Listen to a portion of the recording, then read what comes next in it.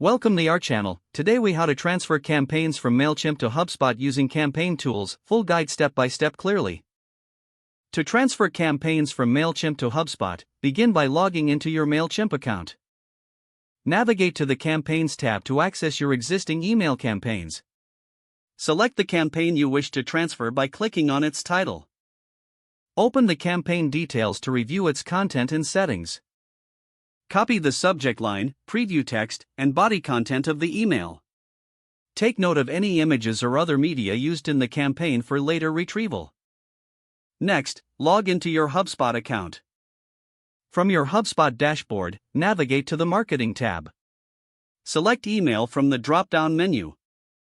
Click the Create Email button to start a new campaign. Choose the type of email you want to create, such as regular or automated. In the new email editor, paste the subject line and preview text you copied from Mailchimp. For the body content, use HubSpot's design tools to format and insert the email content. Upload any images or media files you noted down from the Mailchimp campaign.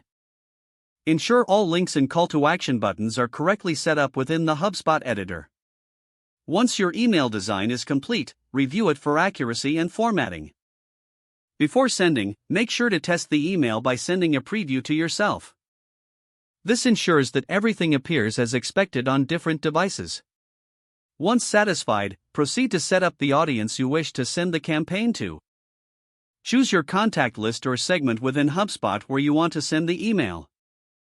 Finally, schedule your email or send it immediately. Your campaign from Mailchimp is now successfully transferred to HubSpot. If the page does not load, refresh the browser or try again in a private or incognito window.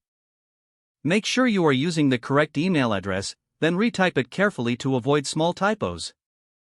If your password is not accepted, use the reset option and create a new strong password you can remember.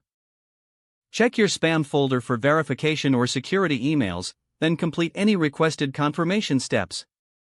Enable two-factor authentication if available to improve account security and reduce unauthorized access risk. After signing in, review your profile details so your contact information and settings are accurate and current. Don't forget to like this video and subscribe to our channel for more step-by-step tech guides.